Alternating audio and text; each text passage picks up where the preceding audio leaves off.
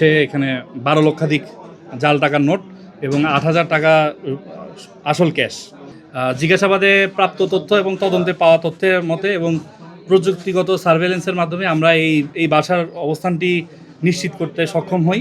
এখানে আপনারা দেখতে পাচ্ছেন একটা ল্যাপটপ আর একটা ডেস্কটপ কম্পিউটার, দুইটাতে একটা করে কালার প্রিন্টার আছে এবং বিপুল পরিমাণে ভালো মানের কাগজ, এবং তারা এই ড্রয়ারগুলো জাল টাকার নোট পেয়েছি।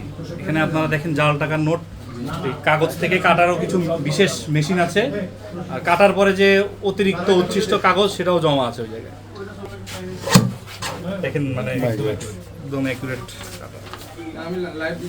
এটা কিন্তু আসল টাকা, মিক্সার মানে জব্দ হয়েছে এর মধ্যে মিক্সার করা, আপনি বুঝবেন না। উনি পেশায় একজন, আপনার নাম কি? নাজমুল। উনি পেশায় একজন হচ্ছে কসমেটিক্স বিক্রেতা। এই যে এখানে 3-4টি বাসা আছে একসাথে, এই বাসাটি প্রায় অর্ধশত বিজিবি সদস্য নিয়ে এসে এলাকাটি ঘিরে ফেলি এবং পরবর্তীতে এই বাসার ভিতরে জাল টাকা তৈরির যে কারখানাটি এটি উদ্ঘাটিত হয়। দেখতে পাচ্ছেন একটা ল্যাপটপ, একটা ডেস্কটপ কম্পিউটার, জাল টাকা তৈরির জন্য উন্নত মানের কাগজ, উন্নত মানের কালি এবং হচ্ছে নিখুঁতভাবে জাল টাকা কাটার জন্য উন্নত মানের কাটিং মেশিন, এছাড়াও কয়েকটি অ্যান্ড্রয়েড মোবাইল উদ্ধার হয়েছে।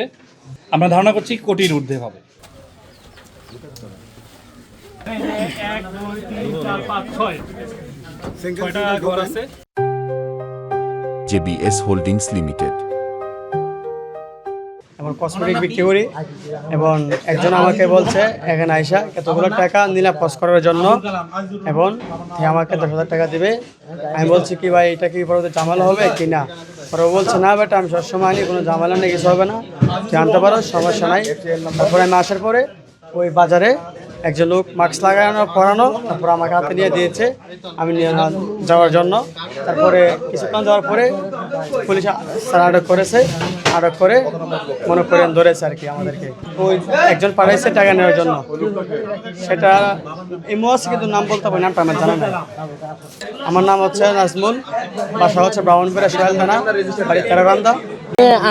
গাড়ি চালাচ্ছে, আইছি না, দাদি ঘুরে আসছি, মানে হাইটে যাই।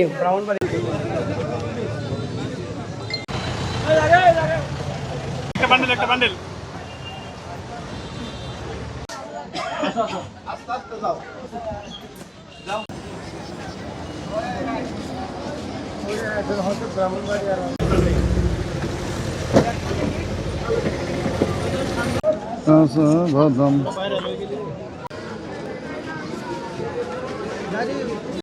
শাহজাহান